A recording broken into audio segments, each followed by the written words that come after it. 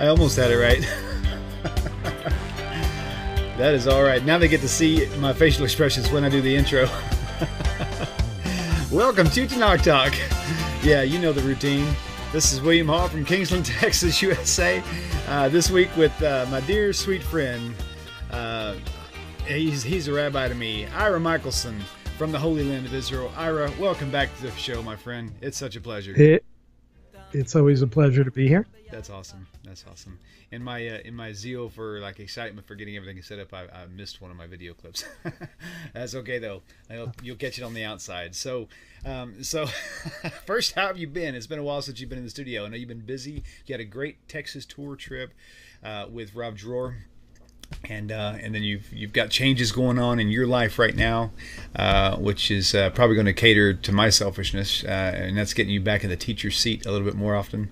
So tell us a little bit about what's going on in your world right now before we get kicked off with the Torah portion.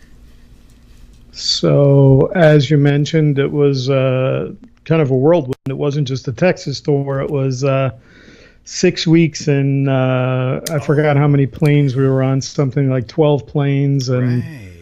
10 or 11 cities, and even South America, and it was very interesting. It's really wonderful to get around, though. As much as it took us a really long time to recover, obviously, because you go through all these different time zones, and then you come back to Israel, and there's the 7 or 8 hour time difference, and getting used to it. But it really is amazing getting to meet people. I was just sharing with my my balabait, the owner of the apartment that we rent in Israel.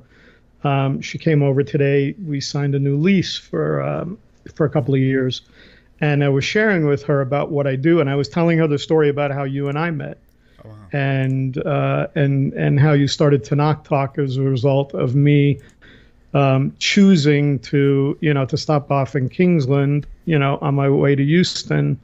Teaching at Nativ.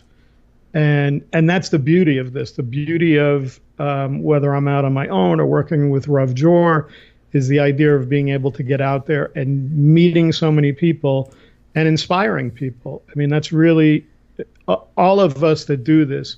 People like myself, Rabbi Skobach, Rabbi Singer, Rabbi Federo, I can go on, and the people that now that you're involved with and doing Tenak Talk with, the whole reason that we do this is for inspiration and Right. is to inspire people to be better.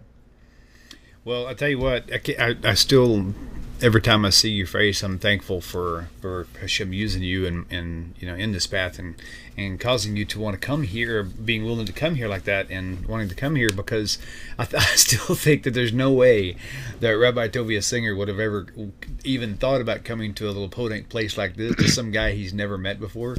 And I was like, but wait a minute, you're friends with Ira, right? And he goes, Ira Michelson, yeah, we're friends. And I said, well, he's been here and he survived it.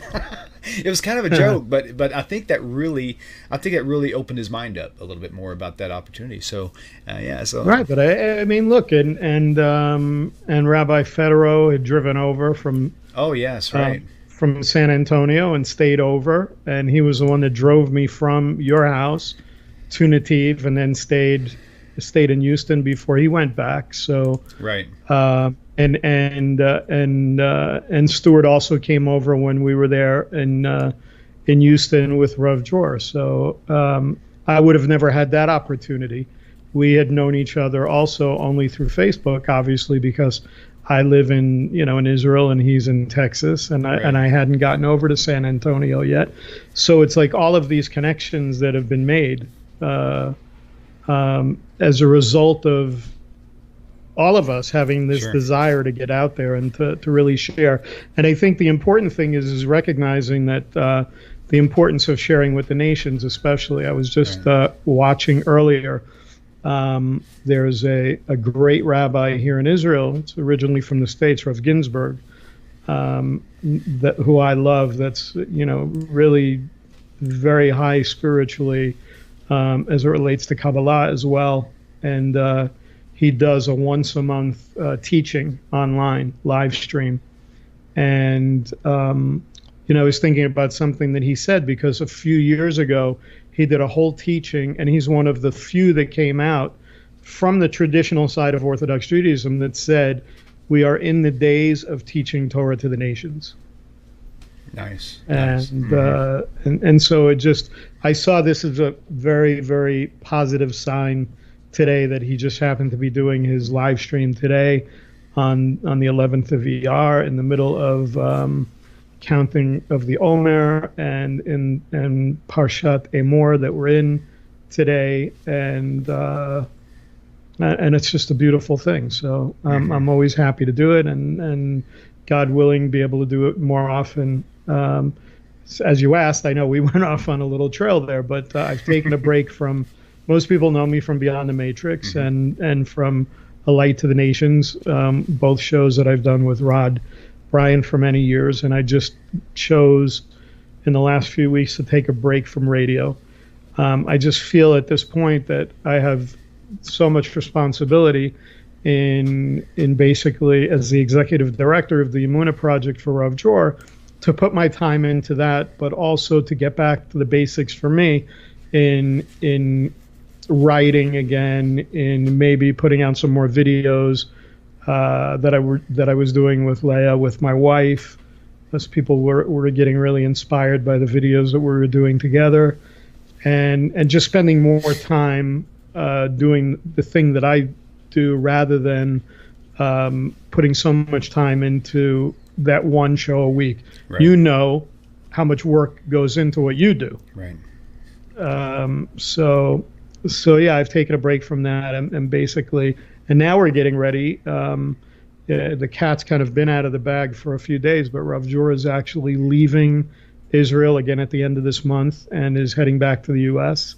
And God willing, he's actually going to be staying about 3 or 4 months on this trip, basing out of New York, and will be available to travel all over the U.S. again. Now, will you be joining him, or will you be running it from your office? I am staying home on this one. Okay, gotcha. I know you've got a lot of stuff going on there, like you mentioned before. I mean, you pretty much got a full studio set up at your place where you try to run this Emunah project from, and I think that's pretty amazing that you're still able to do that. That's brilliant. Yeah. You know. So we had the Emunah Center that we had, and we closed the center not because we really wanted to. It was more of a technical issue. Not really necessary for me to go into details, but it was a technical issue with the city, and that's why we ended up closing the center. But nothing's changed as far as the Emunah Project, what we do, the kind of work that we're doing, the kind of help that we give people from the Emunah Project, and also, of course, getting Rav Dror's message out and doing his videos. And so, we're still rocking and rolling when it comes to that. And of course, I'll be, we have a whole team here in Israel that'll still be working on those things as he's teaching across the U.S. That's awesome. And so I put up your Emunah.com on just your name tag earlier, but you can also find Ira's work at TorahThreads.com. And then if you want to follow the Emunah Project on YouTube, that you can just simply search Rav Dror, D-R-O-R, on YouTube, and you can find Rav Dror and Ira's work there as well. So it's up on your screen for a minute, so if you don't know how to spell it, write it down real fast and I'll take it down. So okay, so I guess with that said, we'll project forward. So this week's Torah portion, Torah Parsha, Emor, and then last week was Acharei Kedoshim. No, yeah. Acharei Mot, yeah, it was a double portion of Acharei Mot and Kedoshim. So that was after the death of Aaron's 2 sons, right? I get confused. Acharei Mot, and then isn't there one just called Acharei where it's talking about maybe something about the death of Moses or something? What is that parsha? Just clarify in my head. That's been bugging me all day. No, Acharei Mot is after the Acharei Mot. Basically means after the death, and it's talking about after the death of Nadav and Avihu, and it goes into laws of holiness. Yeah, we go into this idea of sanctification and holiness as it relates to how Hashem is going to be approached. Okay. And then in Kedoshim, actually, if we look at the end of Kedoshim, it's very interesting. We go through this, in Vayikra, in Leviticus, really the way it has to be viewed in context is that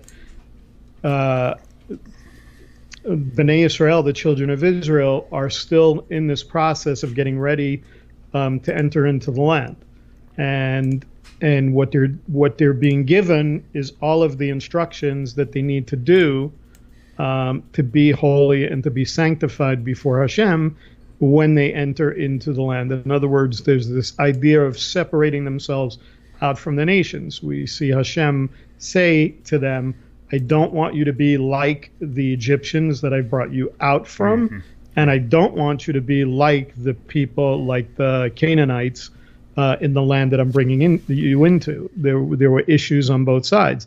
Idolatry, sexual immorality, things like that were going on, both in the pagan culture of Mitzrayim, of Egypt, and with the people that were living in the land that Hashem was bringing them into. And so you see very interesting, the last few verses in Leviticus chapter 20, actually the last two verses I find very interesting. It says, in the Hebrew it says, V'hitem li kedoshim.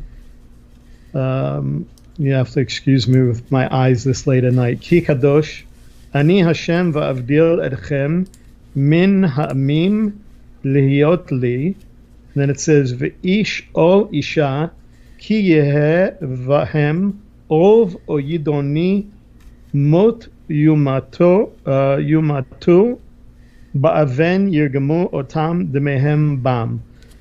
I read it in Hebrew because there's two very interesting words that we see in there. I'll read you the English first. It basically says, "You shall be holy for me, for I Hashem am holy, and I have separated you from the peoples to be mine." See, that's where we get back into what I just talked about, where he talks about separating them from the peoples.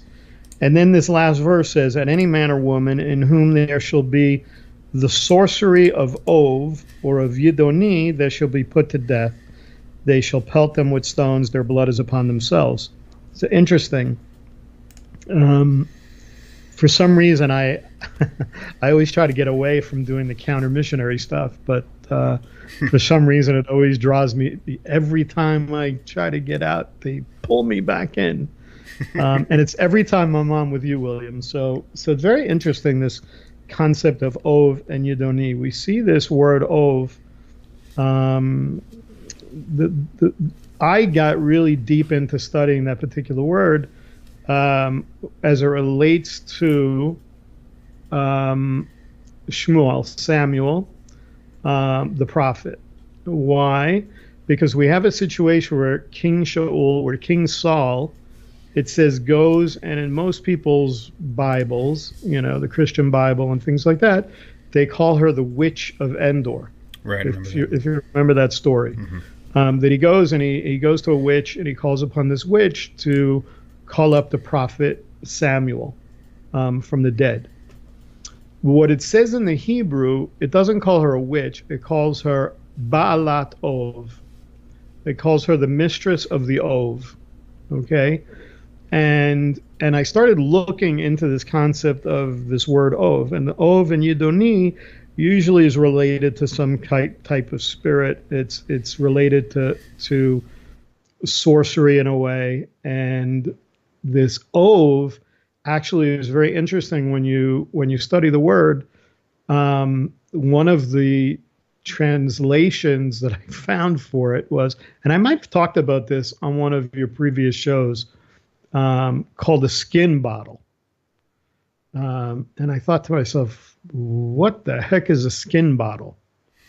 And really what it is it becomes a vessel for that person that's involved in the sorcery. So in other words, when King Saul went to this Ba'alat Ov, to this person they call a witch, she was acting as a vessel for this spirit, for this Ov, kind of what we would call in the modern day, I guess, channeling a spirit by calling somebody up from the dead. And what's interesting is that the some of the things that are related to this skin bottle are the sounds that they make. It talked about chirping like birds and moaning and groaning and things like that. And what really came to a head for me was this whole concept of that we hear about in Christianity, and specifically charismatic Christianity, and the idea of speaking in tongues. That's interesting. Yeah. Because if you've ever been around people that claim to have that gift, they call it a gift. Oftentimes you'll hear the strangest sounds coming out of them, things that don't sound like words at all, moaning, groaning, grunting, chirping, all of these kind of things. And when you think about it, I think just the opposite of what their intent is in trying to actually believe that they're speaking some kind of holy language. I think that they're actually involved in sorcery, based on this idea of the Ov and the Yidoni. And I'm going to tell you how powerful when you see something like this in the Hebrew, because it goes on to say that the person involved in that, it says mot yumatu. Okay, whenever you see Hashem use this kind of two words together, mot meaning death and yumatu has the same root. He's basically saying saying in a way, it's a sure dead thing. You're gonna die. Right. He's giving you an assurance that this is such an abomination to him that typically what you're going to see is that it's translated, you will surely die. Right. But it's you couldn't say it in any stronger words when you see the words together like that, like mochumat or mochumatu, or you'll see that often throughout the Tenak. When Hashem wants to get our attention of how bad something is to him. So it's kind of like what Joseph, whenever the dream he interpreted, right? And he says, I've had the same dream twice, or whatever dream it was. And he said, well, you've had it twice, or these two dreams came about to let you know that it's definitely going to happen. You know, right. It's like it's at your feet right now. So exactly. Okay. So the other important reason to talk about those last two verses is we're hitting home the point that obviously Hashem is talking about the need for holiness. So that when you come into Emor, the only change that we see happen from coming out of Kedoshim into Emor is the idea that this holiness now that's being spoken about is being spoken about as it relates to the Kohanim, as it relates to the priesthood. And it goes into all of the different instructions, the laws of the Kohanim, as it relates to who they're allowed to, what would be the word that I'm looking for, contaminate themselves. Okay. To be around a dead person. In other words, even in today's world, somebody who's a Kohen, somebody who's that's been passed down from generation to generation, and those are really the only two designations that we know for sure that people can really know what tribe they're from, is whether or not they're a Kohen or a Levi, is because that's passed down from father to son. Nobody else really knows what tribe they're from. In other words, I don't know what tribe I'm from. So we're called, those of us that are not Kohanim or Levi'im are called Yisrael. Now this is a reason why, clarify for me, I know you said that you typically don't get into the counter-missionary stuff until you're like with me, so I'm going to throw one at you.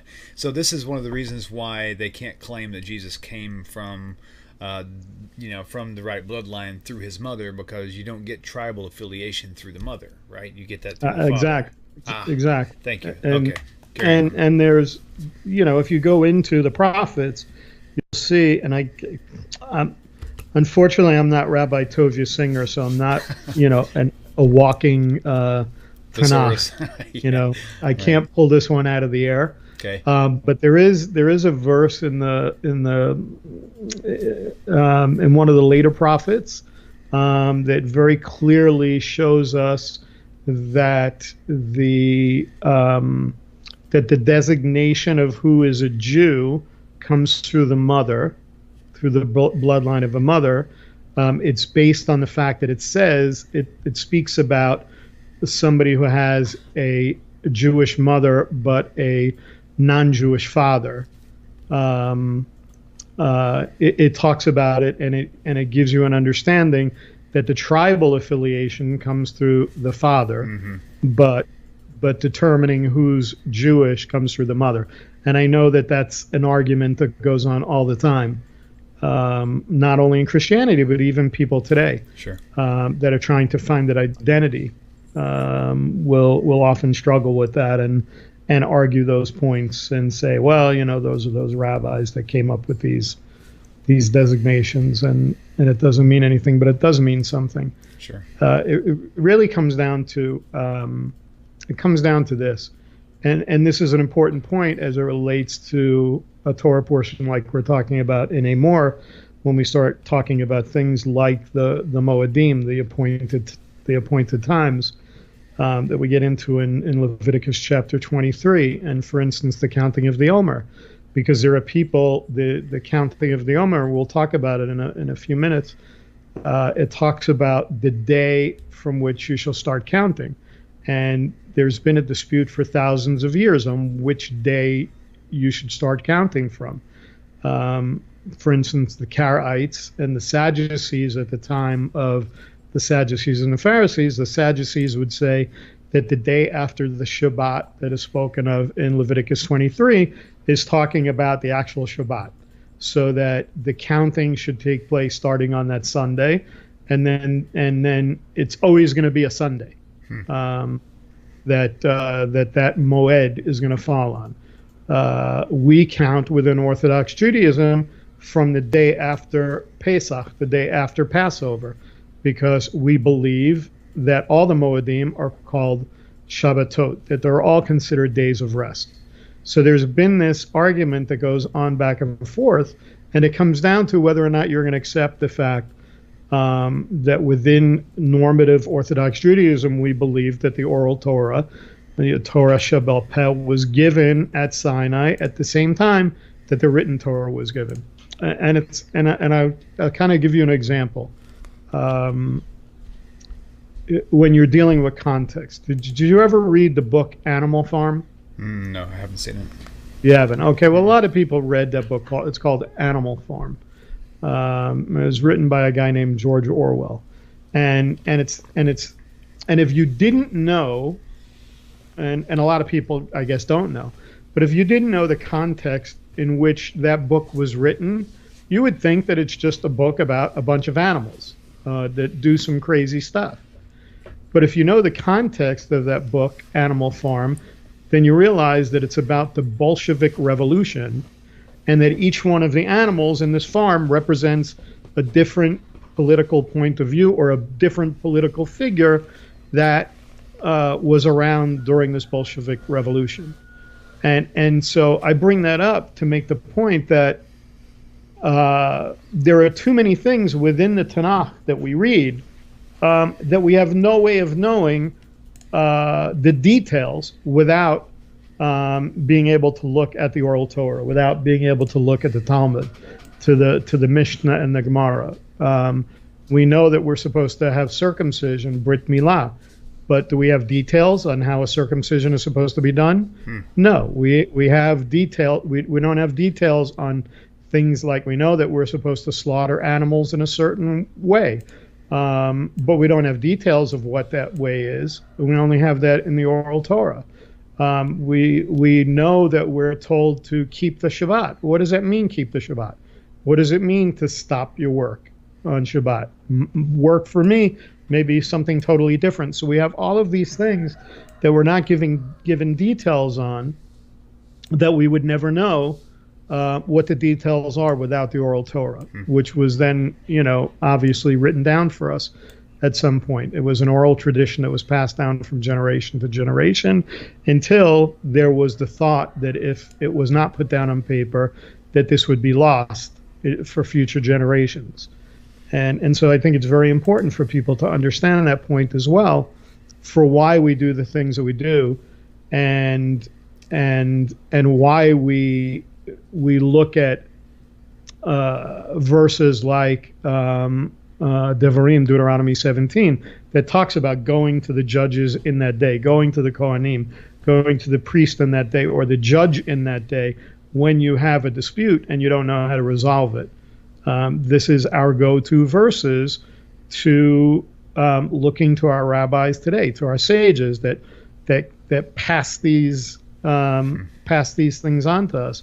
So I always think it's funny when we get into these arguments, and you see these things go on Facebook all the time. And the first thing I always bring up to people is, you so easily bash the sages of Judaism and the rabbis of Judaism, and yet you wouldn't have anything to argue over if they had not preserved the thing that you get to argue over right now, even the written Torah, because they were the ones that preserved the texts for us. So it's a very important point that I don't mind bringing up every time we do a show. Sure. On the importance of recognizing that you cannot understand.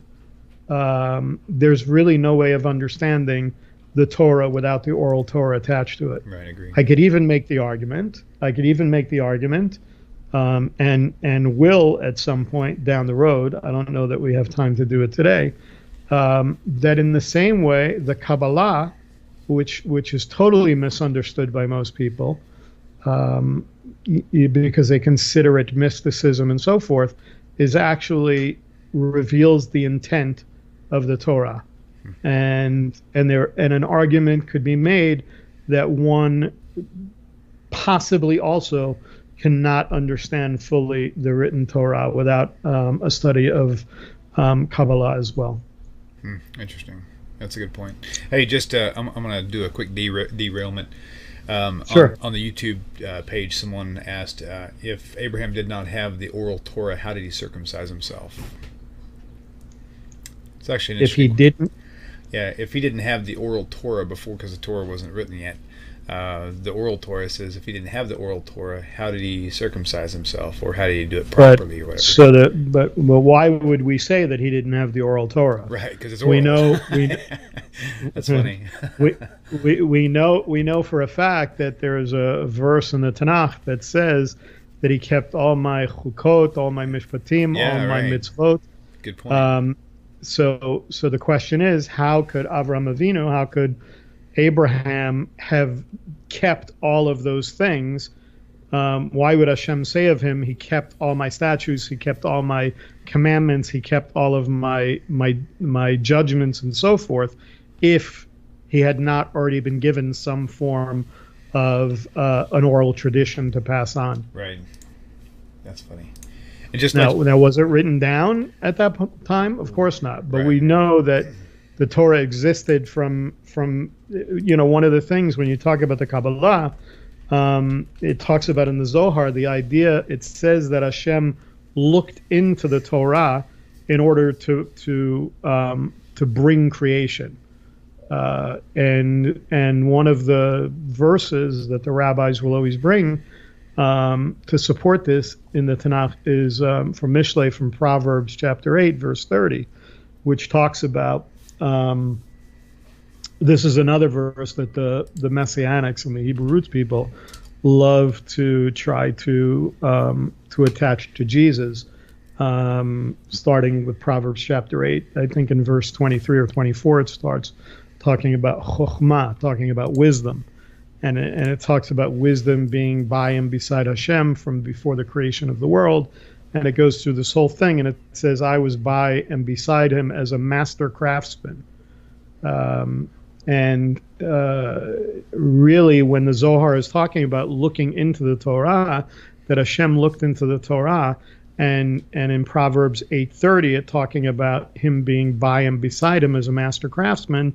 It's this idea of a blueprint, that the Torah was the blueprint of creation, that it existed from before the time that Hashem brought this world into existence. So the Torah that we're talking about always existed. Nice. The fact that it was given in a new way at Har Sinai is is a different story, and that's the power of this month. This month of ER. There's another name for this month. The other name for this month is Ziv, and Ziv means radiance, and it's such a powerful concept, this idea of the month of Ziv and the fact that it takes place in between the months that we're in now. In Nisan, where we have Pesach, where we have the leaving of Bnei Israel from Mitzrayim, and then coming into after this month of Iyar and the counting of the Omer, culminating in Shavuot, when the Torah is given. And why is this powerful? When you think about it, there are discussions in some of the midrashim that prior to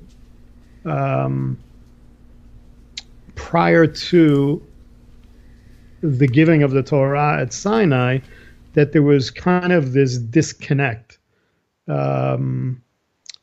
And what I mean by that is that when you study the Kabbalah, it's all about this light from Hashem. I'm kind of trying to make it as simple as I can. It's this idea of light emanating from Hashem in the upper world to the lower world that we live in. So there should always be this concept of Hashem kind of reaching down towards us to give light to us, and us reaching up towards him and to try and make ourselves vessels to accept the light that Hashem wants to give us. But what we see is that prior to the giving of the Torah, that there was maybe a disconnect there, that we did not see this, that there was a concealment, so to speak, of the concealment of Hashem giving us this full light. What's interesting is that we see when we talk about this idea of us reaching up and Hashem reaching down, we have these two words. What are these two words? We have descending and ascending, right? We have this light that we're expecting to descend to us, and we have us trying to ascend to Hashem in order to receive this light. What do we see at Mount Sinai? We see that this concealment, or this restriction that was in place, was nullified at the giving of the Torah. And how do we know that? Because it says that Hashem descended upon the mountain and Moshe Rabbeinu ascended to the mountain. So by Hashem descending and coming down on Har Sinai and making himself known to all of Israel, and Moshe Rabbeinu ascending to the mountain to meet Hashem, to receive the Torah, we had that nullification of this, so that now the fullness of the light of Hashem could flow back and forth from the upper world to the lower world in the giving of the Torah, which has not ended. And that's why I'm talking about it being so powerful. Why? Because I talked about us being vessels, and this is the beauty of this month of Ziv, this month of radiance. And I think people miss this concept of how powerful it is to count the Omer, to set aside that time for it, and to, in a way, when we talk about this being a harvest and kind of being an agricultural festival in a sense, in culminating in the barley harvest of bringing the Omer to the Kohen, to the priest, who waves it before Hashem. I don't know if you do any gardening at your place. Yes, we do something. Yeah. But you always go out and you tend the garden. You water the garden. You have to weed the garden. You take care of it. You want to see things grow. You want to see things fruit. You want to see something happen. You certainly don't want to see things die. And this relates to us during this time spiritually as well. I liken it to us viewing ourselves as a garden during this time, and and we have these attributes that we call midot in Hebrew, and all of these attributes that Hashem has, like Chesed, loving kindness, and Rachamim, mercy, and all of these different attributes that we should be working on ourselves during this time should be things that we should be watering. We should be tagging those things, so to speak, spiritually, and making sure that we're watering the garden and watering those midot, those attributes, and pulling the weeds and getting rid of those bad attributes, and really making ourselves a pure vessel for the Torah to be given again at Shavuot every year to receive. Because I believe on that day, every year, if we take the time to prepare ourselves in this month of VR, in this month of radiance, that Hashem will come to us on Shavuot if we prepare ourselves as pure vessels and fill us with infinite light for the year. That seems very promising.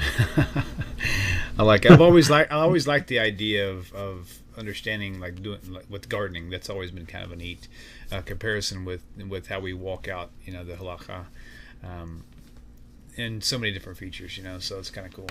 Go ahead. I'm sorry. Oh no, it's okay. I would rather you continue because I was fixed to change the topic, and if you had something to say, I'd rather hear what you had to say. No, I was just going to say there are so many concepts related to this. One of the things that I often talk about is I talk about this concept of the idea of freedom, and it's funny, there are two words for freedom. I always talk about the two words chofesh and cherut. The interesting thing is that the word cherut actually doesn't exist at all in the context of the Tanakh. It's actually kind of, I don't want to say it's a made-up word.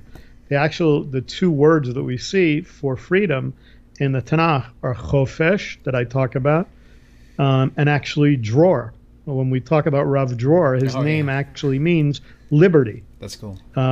It's one of the words for freedom. But where we got this concept of cherut actually comes from the Hebrew word charut, which means to be engraved. And it comes from this idea of avot in the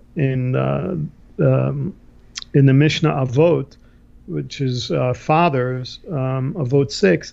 They teach us not to read it as charut, engraved, but to read it as cherut.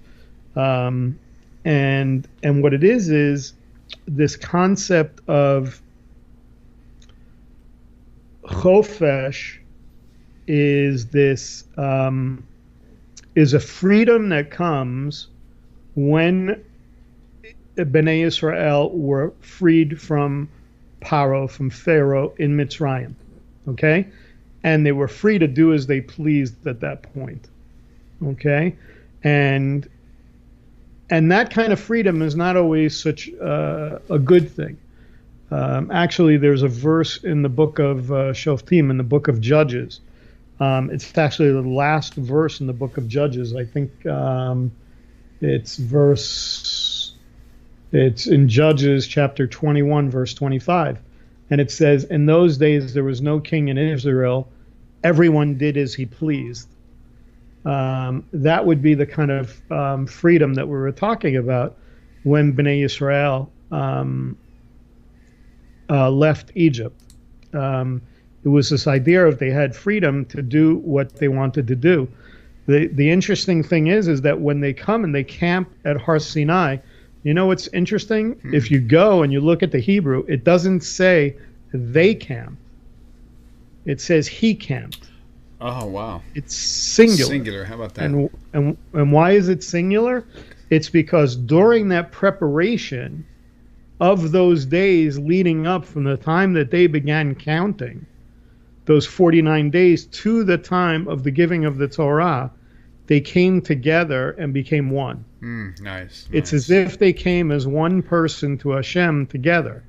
Why? Because it was taught that the reason that Hashem had to deliver them from Mitzrayim at that time was because they were in the 49th level of impurity. That there are 50 gates of impurity or 50 levels of impurity, and Bnei Yisrael was at the 49th level. That if he didn't deliver them from Mitzrayim at that time, they would have entered the 50th gate and there would have been no hope for them. Wow. And that the reason why we have is a very spiritual concept now, this 49, this idea of counting 7 sevens, that going from 49 gates of impurity to 49 gates of holiness, nice. culminating in the holiness and the sanctification. That's why it's so powerful coming from a parsha like Kiddushim, where Hashem is saying, I want you to be holy because I am holy. He goes through all of these things, telling them how they need to be holy when they enter into the land. He goes in and talks about the holiness of the Kohanim when they come into the land. And it's over and over and over and over, this idea of holiness, culminating in them coming after 49 days and receiving the Torah, going from 49 levels of impurity to 49 ascending again, once again, like we talked about, this idea of descending. They had descended into 49 levels of impurity, and now they're ascending through these 49 gates of sanctification or holiness to receive the Torah. This, again, is a concept that applies to us today as well. You know what? Yeah. I'm thinking about all this stuff.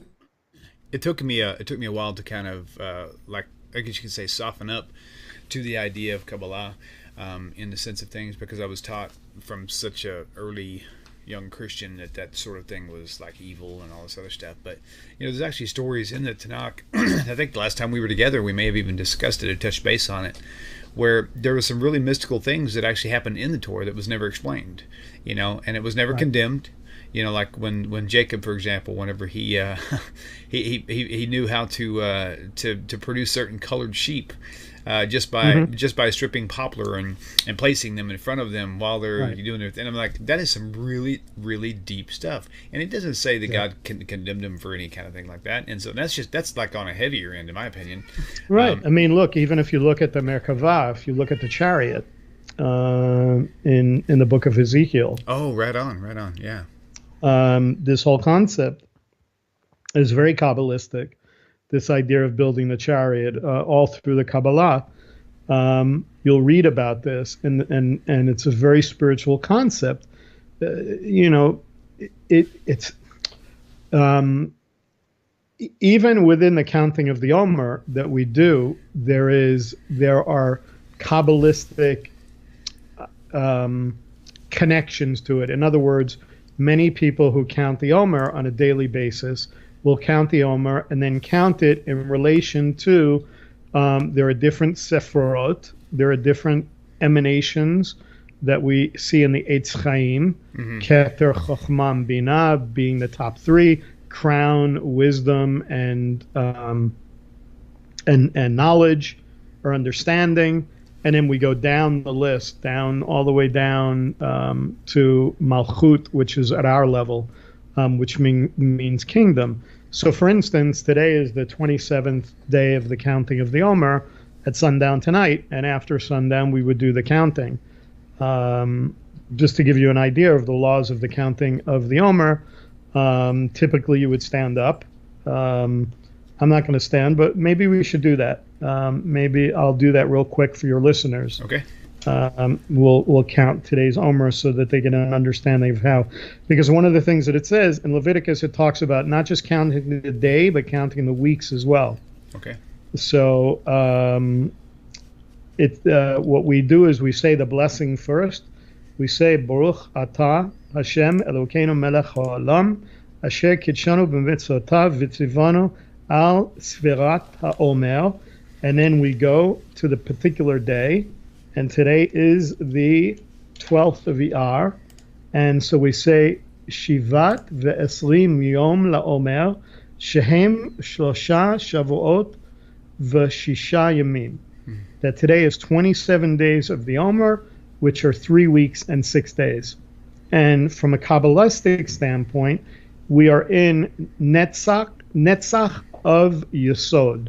Netzach means victory, and Yesod is foundation. So we're in this concept of the victory of foundation. And each day of the counting of the Omer, in the 7 sevens, because there are 7 lower Sephirot on the Eitz Chaim, on the Tree of Life, each one of them is related to one of these 7 weeks. So it's we have Netzach of Yesod, and then tomorrow will be Netzach of the next Sephirah, and then so forth until the next week, which will be the next Sephirah, and it'll go through all of those 7. We just don't have a time for me to go into the whole concept of it, but really, I wanted people to understand that I know a lot of people early on have been taught about Kabbalah is evil, and Kabbalah is mysticism, and it's magic, and it's incantations. Well, we've got bad examples. I mean, because with Hollywood, when you think Kabbalah and Hollywood, you think Madonna, right? And these pop stars who really are not even Jewish, or maybe they want to be. They're just experimenting with all these different things, and Christianity paints everything as evil. So part of the problem is that there was a group, and I don't want to specifically speak against any particular person or individual, but there was a group that started. There are a lot of people that will see their things, and I'm going to tell your listeners that if they see anything related to the Kabbalah Center, that it's not something that they should look into, it's not something they should attach themselves to, and it's not something that they should learn from, because it's not legitimate Kabbalah. It is the Kabbalah that you see the stars following, the whole Madonna thing, the whole red stream thing, the whole where they will teach you, you don't need to know the Aramaic. You just scan the lines, scan the Aramaic. Don't worry if you can read it or understand it. Just look at it and read the English, and you'll be healed. Or you'll receive this wisdom, and that's shtuyot. It's nonsense. Anything that you need to learn with a legitimate teacher. And for somebody to say that you can understand the Kabbalah without understanding Aramaic, or without at least having a teacher who understands Aramaic, who you can sit down with and learn with, you're not really learning real Kabbalah. Right. And as I said, the Kabbalah is just the opposite. What it is that's the only way I can explain it is to say that what it does is it reveals the intention of the Torah. And I think maybe what we should do is maybe do a show on that one day. Yeah, I don't mind. That'd be fun. Specifically like Kabbalah 101. Yeah, I think that would be great, because that's the number one thing that needs to be cleared up, is that there is more than one Kabbalah in the sense of the way the world knows it. So I think that would be... And I think it's important. One of the things that I'm going to tell is... I will tell people that are really interested in this, because I know you probably get asked about it. I know I get asked about it all the time, and I see this discussion come up all the time on Facebook. When I try to not spend as much time on there as I used to, but I see people, and there is a book that I do recommend. I actually know one of the people who translated it. She translated it with her husband of blessed memory. Her name is Yedida Cohen. She's a friend of ours from Tzfat, and she, with her husband, translated the work of Rav Ashlag, who was considered one of the great modern day Kabbalists. He was called the Sulam, which means the ladder. Just a great rabbi with incredible wisdom. And the book is in English, and it's called In the Shadow of the Ladder. And what it is it's an introduction to Kabbalah. And I suggest that anybody that really is interested in that study, before they go and they start trying to study the Zohar, or they start trying to study the Kabbalah on their own, they should try to get a copy of that book called In the Shadow of the Ladder. It's translated by Yedida and Mark Cohen.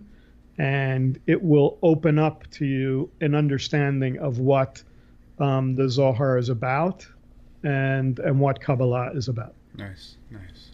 Okay, so before we get out of here completely, I guess, so we only had 2 chapters this week, is that correct? Because next week is it talking about the feasts on 23, right? Or is that included this week? So no, that's in Emor as well.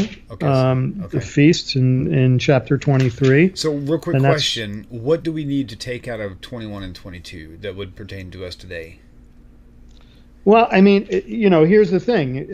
A lot of what we see in 21 and 22, we don't take out anything because we don't have Beit HaMikdash. Right.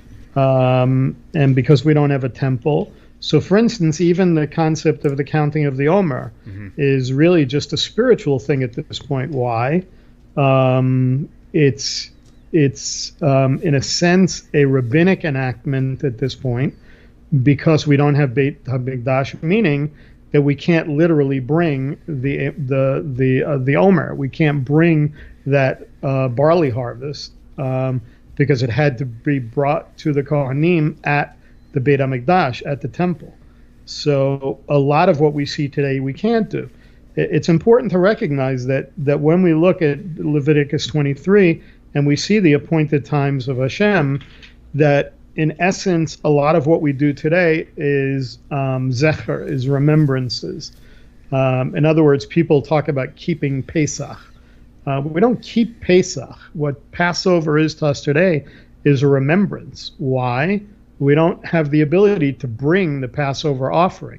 Pesach is that one day, or Pesach is that one offering that was brought. And then it's called Chag HaMatzot after that, the Feast of Unleavened Bread for the rest of the time. So in essence, what we're doing is, that was a one-time deal, the Passover. It was that idea of bringing deliverance, to the people from Mitzrayim at that time. And now a lot of what we're told to do is do these things as a remembrance. So we do them. We have to understand in the Tenak today that there's a lot that we cannot do. When people say to me that are non-believers, when I say non-believers, I'm not talking about typical non-believers that are used, that Christians call non-believers. I'm talking about somebody who doesn't believe in keeping the Torah or keeping the Tanakh. That somebody will look at me and go, "Oh, you keep all the 613 mitzvot?" And I go, "No, I don't keep 613 mitzvot." Why? Because first of all, there's not a temple. I'm not required to keep the mitzvot related to women. Right. I'm not required to keep the mitzvot related to the Kohanim or the Levi'im. There are certain things that many Jews can't do because they don't live in the land of Israel. But that doesn't mean that because I can't do those things, that I'm not supposed to do the things that I can do. Mm-hmm. And so that's where we get into it.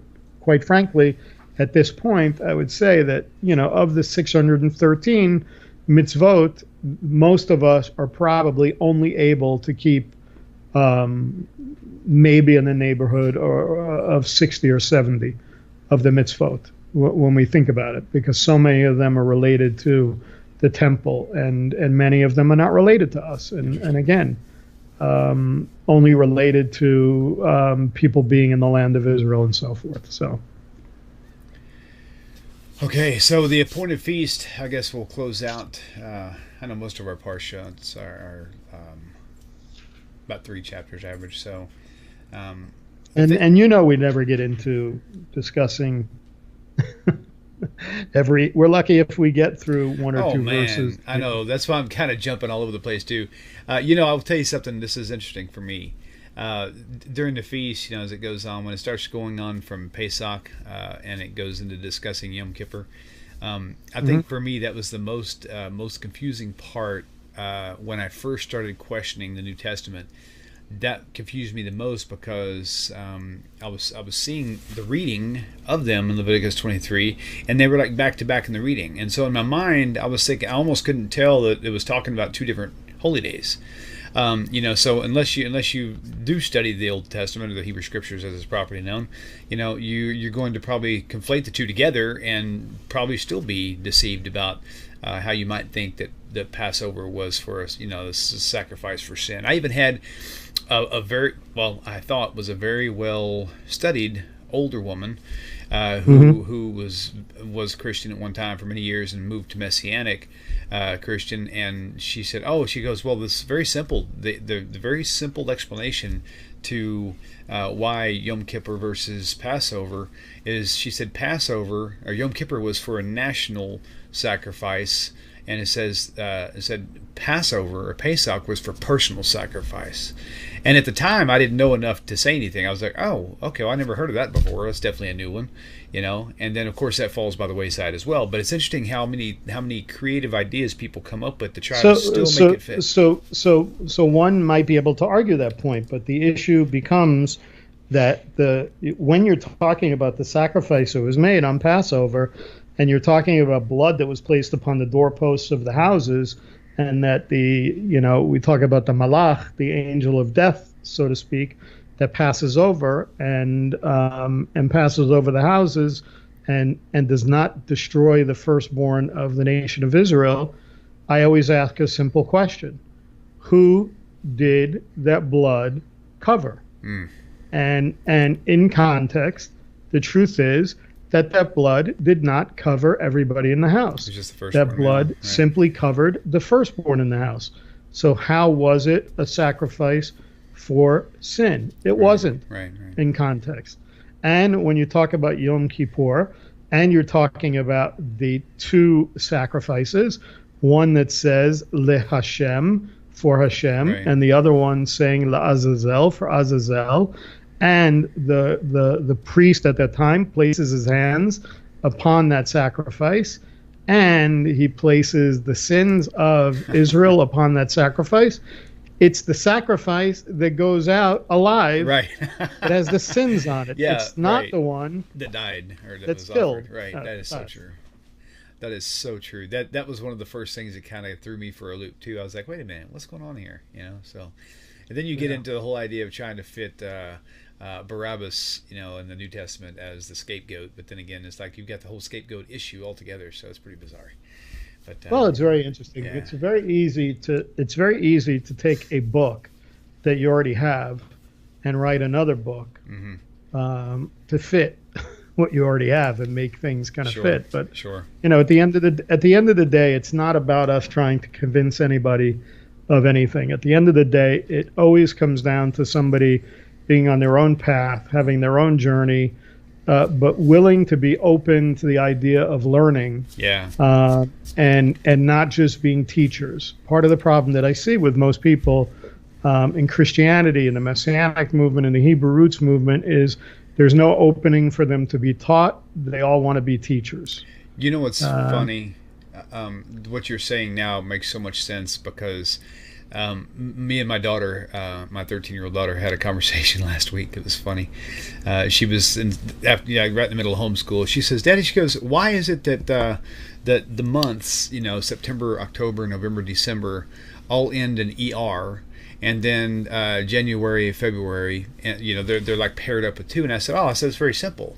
I said, because September, October, November, December, it's like Burr is the last. It's like Burr, it's cold, so it's like the colder seasons. And then in January and February, it's like, well, by January and February, you become weary because it's so dang cold all the time. And all of a sudden, March shows up, and she goes, "Really?" She goes, "That makes so much sense." And I was like, okay, no. That's not true. I was only saying that. But see, the point being, I mean, whenever Christians are told these fables or these stories, they don't proof to find them out if they're true or not. They just think, well, if it sounds good, then that must be the gospel truth. But I love those Mishle comes from the idea of mashal. Explain. These proverbs. Mishle means proverbs, and mashal is like a proverb. So I love those that you put up. You don't realize that you're putting up a mashal, but that's what you're doing. Oh, cool. When you put up those little things on Facebook, like you just did. Okay. Explaining to your daughter that, and then when you say that, well, this is how typically, you see Christians acting. Right. I don't think you understand how powerful it is, the kind of things that you post. Sounds like I need to put that on Facebook. Yeah, I was going to say, how come I didn't read that on Facebook? That one.